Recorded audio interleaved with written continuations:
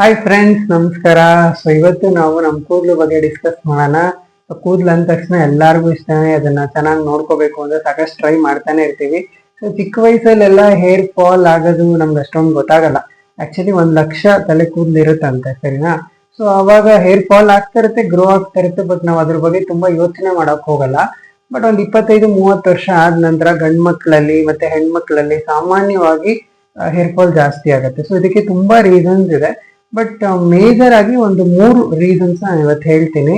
So ಮೊದಲನೇದು dryness. ಅಂದ್ರೆ usually ಚಳಿಗಾಲ ಎಲ್ಲ ಬಂದಾಗ ಡ್ರೈನೆಸ್ ಜಾಸ್ತಿ ಆಗುತ್ತೆ. ನಮ್ಮ ಸ್ಕಾಲ್ಪ್ ಎಷ್ಟು ಡ್ರೈ ಆಗುತ್ತೋ ಅಷ್ಟು ಹೇರ್ ಫಾಲ್ ಜಾಸ್ತಿ ಆಗುತ್ತೆ. ಅದಕ್ಕೆ ನಮ್ಮ ಮನೇಲಿ ಅಜ್ಜಿ ತಾತ ಎಲ್ಲ ಇದ್ರೆ ಸೊ ಅವಾಗ ವಾರ ವಾರ ಹರಳೆಣ್ಣೆ ಅಪ್ಲೈ ಮಾಡೋದು. ಸೊ ಯೂಶಲಿ ಆ ಸ್ಕಾಲ್ಪ್ ಅನ್ನ ಡ್ರೈ ಆಗಕ್ಕೆ ಬಿಡಲ್ಲ. ಬಟ್ ನಾವ್ ಇವಾಗ ತುಂಬಾ ಶಾಂಪೂಸ್ ಎಲ್ಲ ಟ್ರೈ ಮಾಡ್ತಾ ಇರ್ತೀವಿ. ಆ ಸ್ಕಾಲ್ಪ್ ತುಂಬಾ ಬೇಗ ಡ್ರೈ ಆಗ್ತಾ ಇರುತ್ತೆ.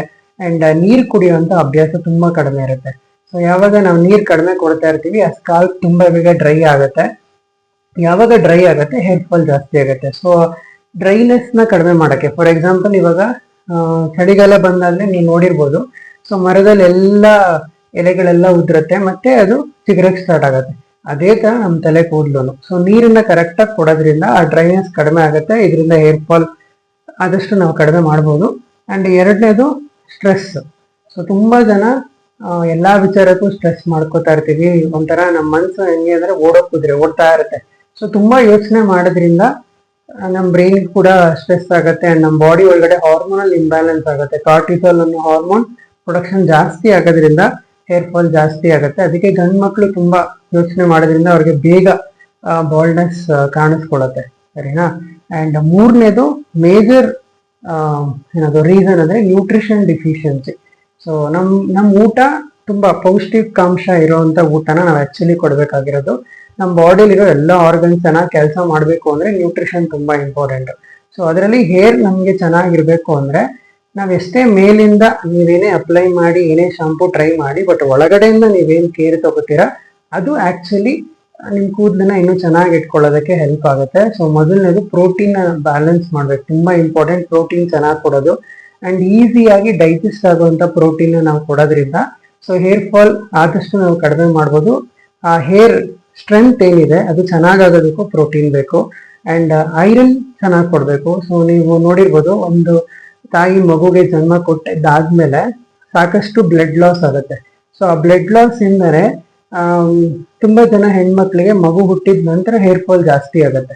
ಸೊ ಯಾಕೆ ಅಂದ್ರೆ ಐರನ್ ತುಂಬಾ ಇಂಪಾರ್ಟೆಂಟ್. ಐರನ್ ಕರೆಕ್ಟ್ ಆಗಿ ಕೊಡೋದ್ರಿಂದ ಹಿಮೋಗ್ಲೋಬಿನ್ ಉತ್ಪತ್ತಿನೂ ಚೆನ್ನಾಗಾಗುತ್ತೆ, ನಮ್ದು ಹೇರ್ ಅನ್ನು ಇಂಪ್ರೂವ್ ಮಾಡ್ಕೋಬಹುದು. ಹಾಗೆ ವೈಟಮಿನ್ ಡಿ ಬೇಕು, ಇನ್ನು ಸಾಕಷ್ಟು ನ್ಯೂಟ್ರಿಯೆಂಟ್ಸ್ಗಳು ಬೇಕು.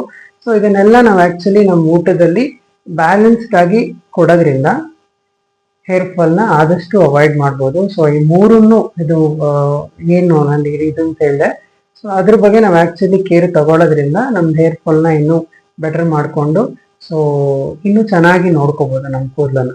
ಓಕೆನಾ? ಸೊ ಐ ಹೋಪ್ ಈ ವಿಡಿಯೋಸ್ ಎಲ್ಲ ನಿಮ್ಗೆ ಇಷ್ಟ ಆಗ್ತಾ ಇದೆ ಅಂತ ಅನ್ಕೊಂಡಿದ್ದೀನಿ.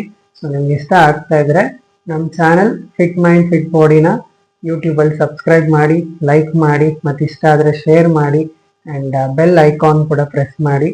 ಸೊ ನಿಮ್ಗೆ ಇನ್ನೂ ನಿಮ್ಮ ದೇಹನ ಇನ್ನೂ ಚೆನ್ನಾಗಿ ಇಟ್ಕೋಬೇಕು, ತೂಕನೂ ಕಡಿಮೆ ಮಾಡಬೇಕು. ಸೊ ಇದ್ರ ಬಗ್ಗೆ ಎಲ್ಲ ಸಾಕಷ್ಟು ಮಾಹಿತಿ ಬೇಕು ಅಂದ್ರೆ ಸೊ ಕೆಳಗಡೆ ನನ್ನ ವಾಟ್ಸಪ್ ನಂಬರ್ ಕೂಡ ಬರ್ತಾ ಇದೆ.